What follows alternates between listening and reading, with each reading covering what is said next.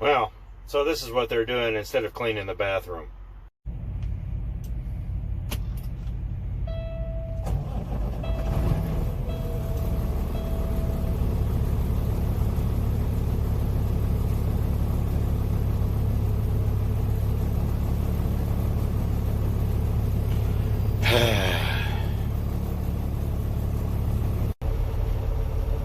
Well, it's early morning, and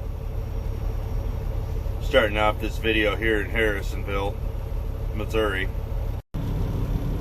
It's pretty early. I can't move for 5 more minutes. This is the longest 5 minutes you'll be around, but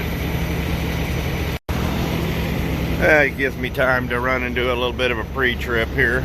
But yeah, so well, that's good. But I've been thinking about doing this video for a while, and changes are coming. You know, there are lots of things that are changing in this world. Check my padlock. But changes are coming, and with that you have to deal with people because they're going through the changes too.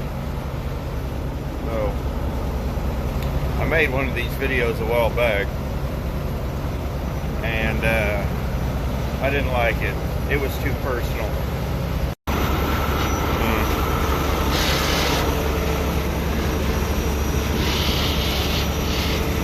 Yeah, not bad. Let's check my temps. Have to remember to check my fifth wheel.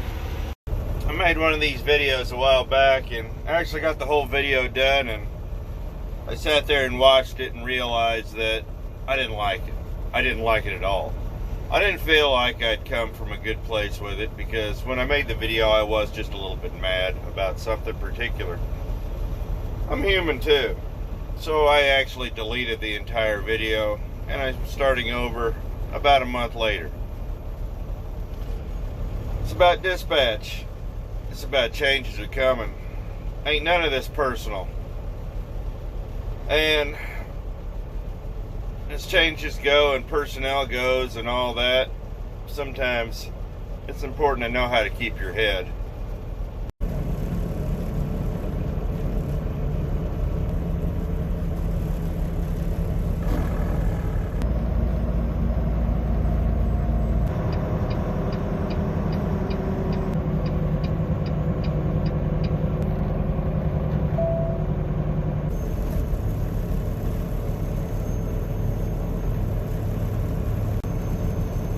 I've got to clean the windows. Well, that's better, I hope. So, I'm starting this video off in the dark because, well, I realized, like I said, if I didn't start it, I was just going to put it off a little further. So, I'm not going to do too much here while I'm driving. And, oh, come on. All that money in the clutch brake. But I'll set up the premise before I turn this off and turn on coast to coast as we get out of the truck stop here. Started realizing the other day that it's going through another period, and I haven't been through one like this as an owner-operator. I've been through this as a company driver several times. But everything's changing. The runs are changing, the lanes are changing, the freight is changing, dispatch changing. And as a driver, you're going to realize that all of these things are going to happen. It's just at this moment in time, it seems like all of these things are happening at once. And there's no rhyme or reason for a lot of it. But I realized something personally. This ain't personal, this is business. And it's really been really hard to wrap my head around that concept because on this end of the phone, it's very personal. On that end of the phone, the other end of the phone, it's just business, baby. They're dealing with 100 of you, and you're only dealing with one of you. So let's put this thing down, and I'll catch you here a bit when I get a little further down the road.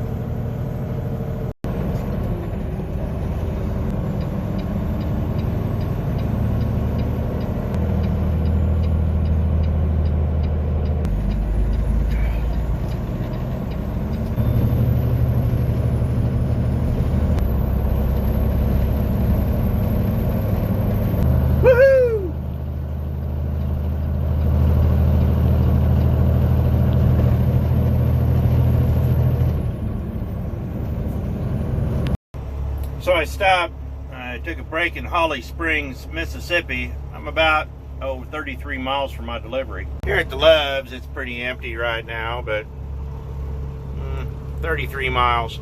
One of the things I'd been noticing was that, well, yeah, everything had been changing. Just personnel had been getting swapped around, the loads were changing, you know, the whole supply shortage stuff didn't help either.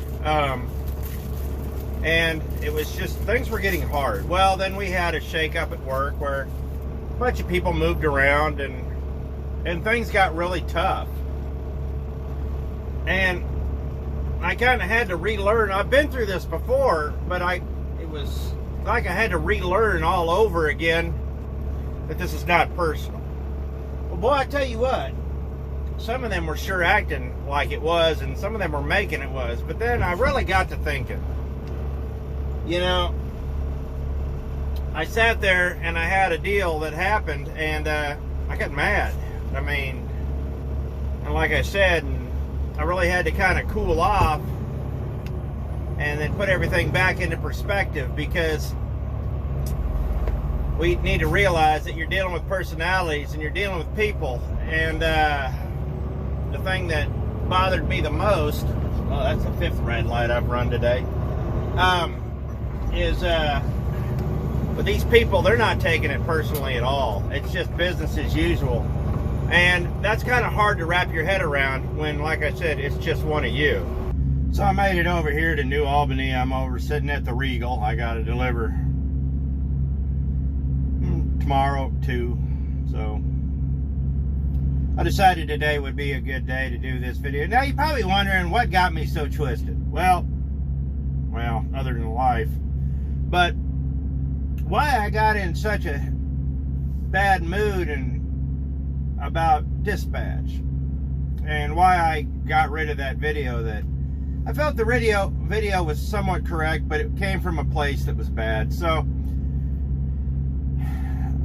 I've been hesitant to do this one, but I started realizing this is a common problem that we all have. What got me upset was basically a lie, and then another lie on top of a lie. And truthfully, one was innocuous and the next one was blatant.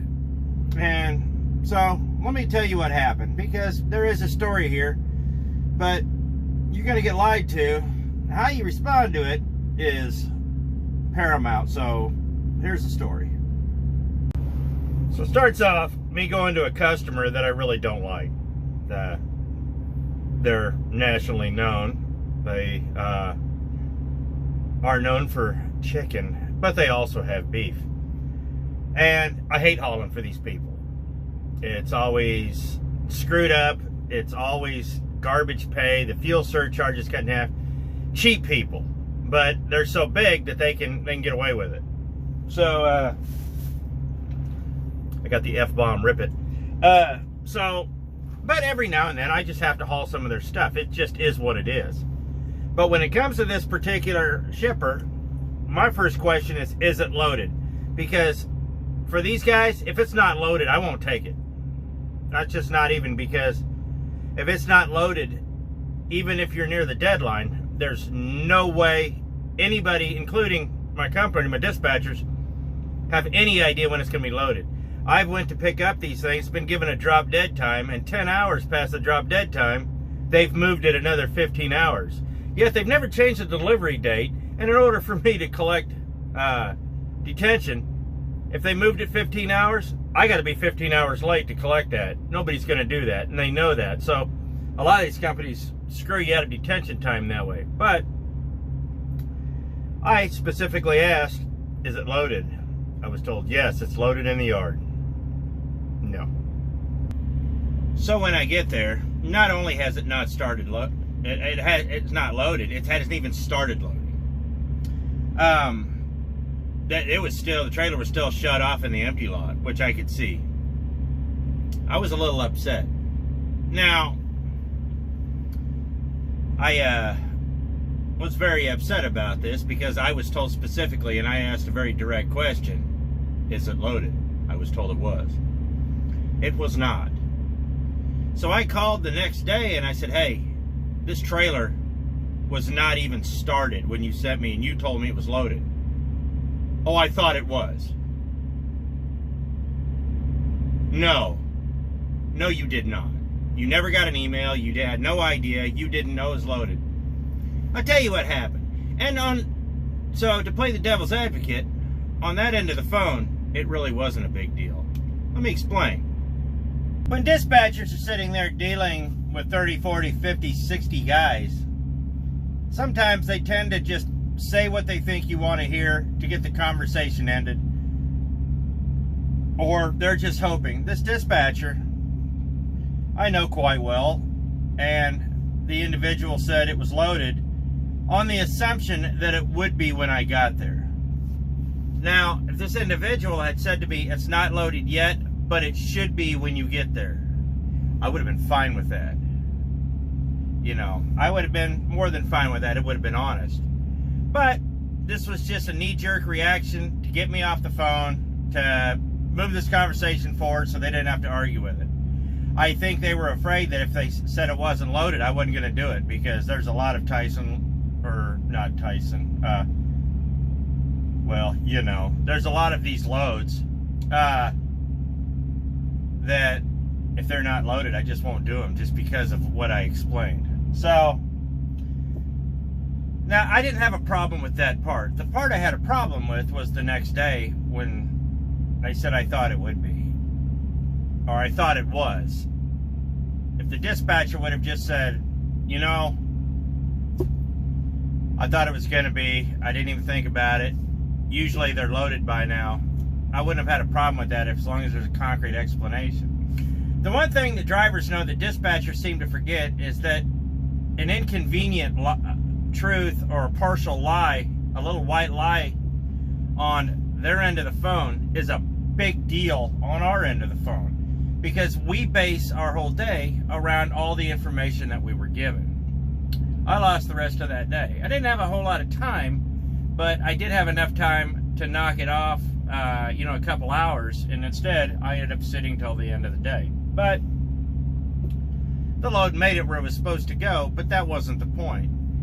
But there was a few other things that led up to that kind of made me boil. Lately, with everything changing and in a constant state of flux, I've had to be a whole lot more flexible and do things that I don't normally do. It's how you make money. And I really wasn't practicing what I was preaching. I was mad. I mean, it just, things were changing. They were holding out on me, certain things. They were trying to force me to do other things. It was just, and not really trying to force, but I felt like my options were getting limited. But they were getting limited artificially because they had particular loads that they wanted me to do, and they were holding off the loads that they wanted for their trucks. Was that true? Probably not, but it does happen. I've seen it happen.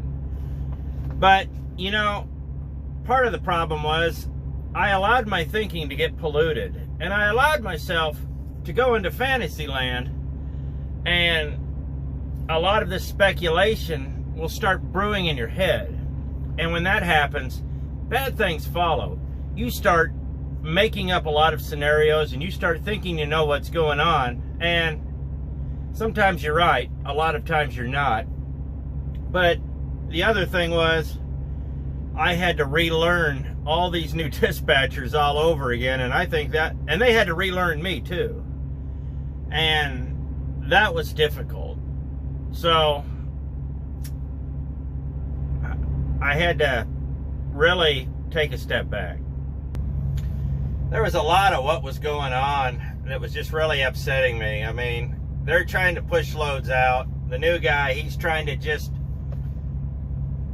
clear his board. You know, I've been through that. He was just sitting there trying to clear his board, push all the loads out, and just be done with it. You don't force dispatch owner-operators. But that's what was kind of starting to happen, or there was an air of that. And of course, it's kind of mellowed out, and I think they've kind of started getting their feet under them again.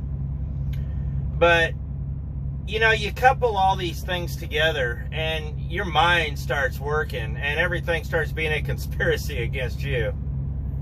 And it's not. I had to take a step back. Took a week off work, in fact. Back week, 10 days off work. I really just sat back and really, because I wasn't happy. I was doing things I didn't like. I was going places I didn't want to go. And I felt like I was being coerced, manipulated, and pushed in that direction. And truthfully, in this business, there is quite a bit of that. But I started thinking back, and there really wasn't any more than normal. It's just, with everything going on and all these, you know, conspiracy theories in my head, it became very apparent. But that doesn't mean it wasn't there before, which it was. And I really had to take a few days off, which helped, to kind of take a step back and look at the big picture.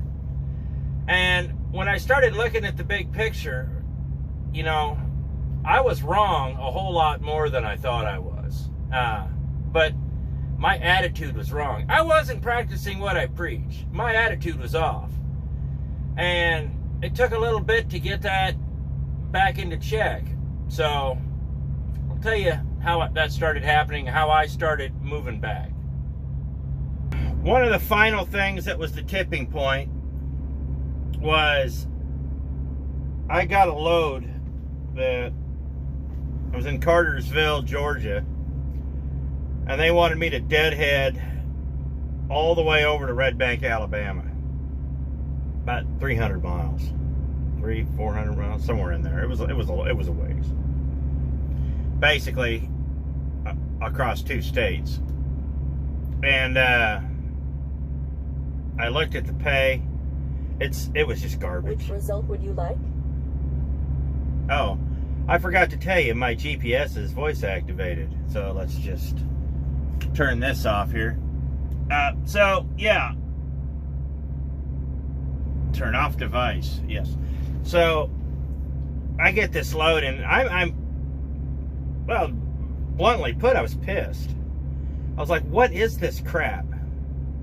I said, all in, this is 95 cents a mile. I said, I'm not hauling this. This is, and I thought I told him, because I really do like the dispatcher. I said, dude, this is garbage. He's like, well, it pays X amount of dollars. I said, no. I said, it pays you that. I said, my cut plus the deadhead, without the fuel. And I said, on top of that, the fuel is light. And I said, not just really light, it's dirt light. And he looked back at the fuel and was like, holy crap, that is light. I was like, yeah, that's really light.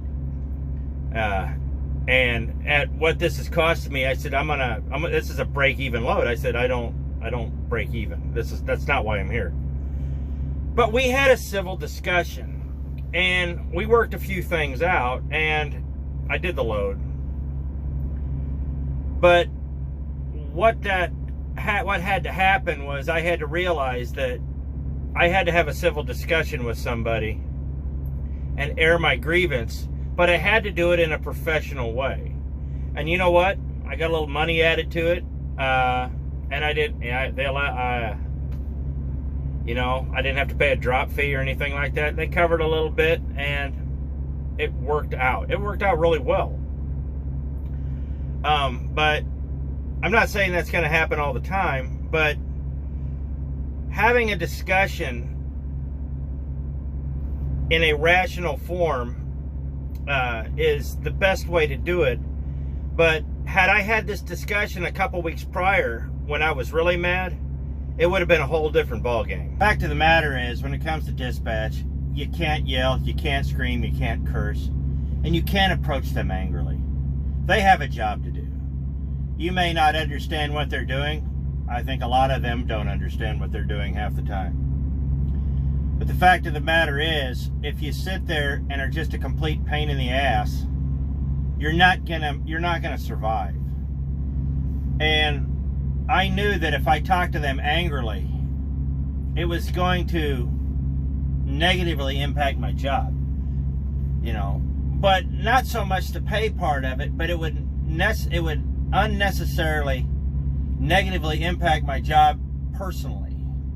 My relationship with the dispatchers is very important.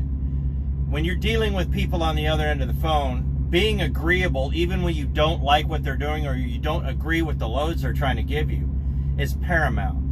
You can't get angry. You can't take it personally. And I had allowed myself to fall into that trap. I started taking these things way too personally. So I was very angry, and there was a bunch of other stuff that was kind of compounding, but it wasn't anything more than usual. It was just, all of a sudden I created a base and I just started piling things on it, and I was getting ready to torch it, which is not always a good idea. And I did what I needed to do. You know, we're out here to make money, and I'm not going to deny that. But sometimes you have to take some time off, even if it's unpaid. Put a little money in the bank, that way you can afford to do it, you know, once, maybe twice a year, even if it's unpaid. Being out here is stressful, and taking that 10 days off at the house was exactly what I needed to do to get my mind right. If you'll notice, there was a whole influx of videos taken at the house. That was during the time. But, and that was why, like I said with the other video, I scrapped it. I made the whole video, I started watching, and I was like, no, this is coming from a bad place. And that right there will taint whatever it is I'm trying to do. The fact of the matter is, these people on the other end of the phone are that. They are people. They're just like you. They got feelings, they got emotions, they got a job to do. They are dealing with 50 to 60 of you at a time. They don't have time to make it personal. Like I've said before, you pretty much don't even want them to know you, anything about you outside of your job.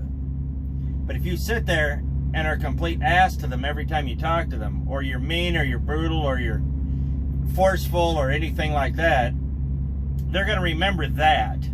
You don't want them to remember that. So when I came back to work, I resolved that I was going to start working my way back into the groove. All of this I put behind me. You know, yeah, she lied to me.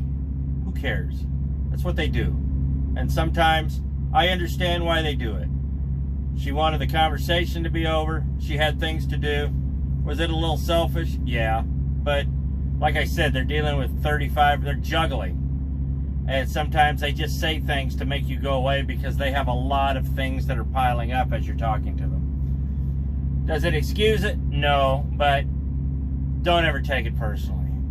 Unless they really go out of their way to make it personal. And then you need to address it as a professional. But that's a story for another day. So what's the moral here? There's not a whole lot to this video, but the moral is this.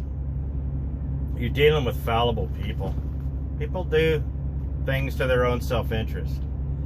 You do, the dispatcher does, we all do. I mean, that's why we're working. For our own self-interest. The F-bomb. It's a kind of fruity. This would be a really good alcohol drink. But They act in whatever is best for them at the moment because they're juggling drivers.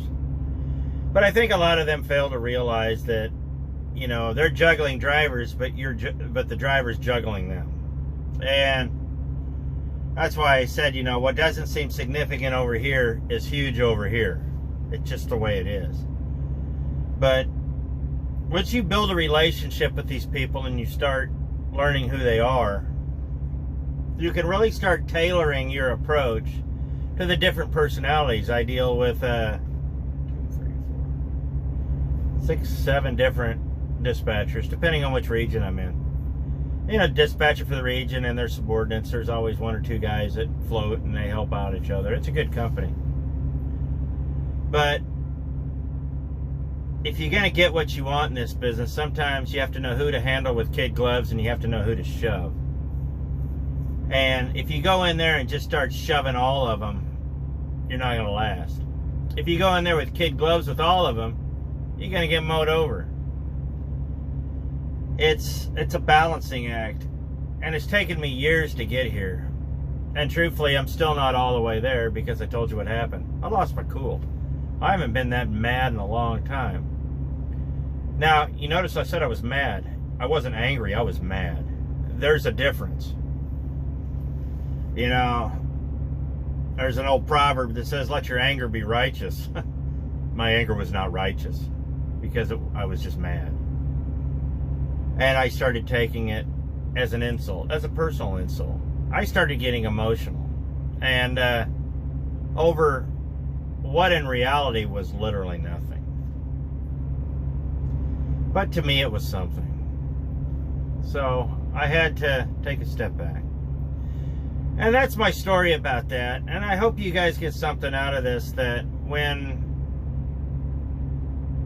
you really start learning who these people are, and you start building relationships, and you start, you know, establishing yourself at a company, and I hope you guys find a good company to establish yourself at. You have to be professional, and part of being professional is not taking it personally. They're not going to take it personally. You know, if you're there one day and gone the next, they're not going to remember you. You know, a good name is very important. And like I said, righteous anger is very important. You know, sometimes I wish dispatchers would do things a little differently, but when they get in a hurry or they get rushed, it's not going to happen. They are who they are. And you have to deal with that accordingly. So, not much on that. Just stay cool, guys. Watch your P's and Q's. Don't be too harsh on these guys because, well, you know, they are your meal ticket. So sometimes you have to humor them. Sometimes you just have to let things go and never bring them up again. And that's kind of the crux of the whole problem. Sometimes you just got to let it go and be completely done with it for real. Don't hold a grudge, let it go. Because in the long run, it'll be better for you. So, I appreciate it. Thanks for watching. You guys be safe out there, and we'll see you next video.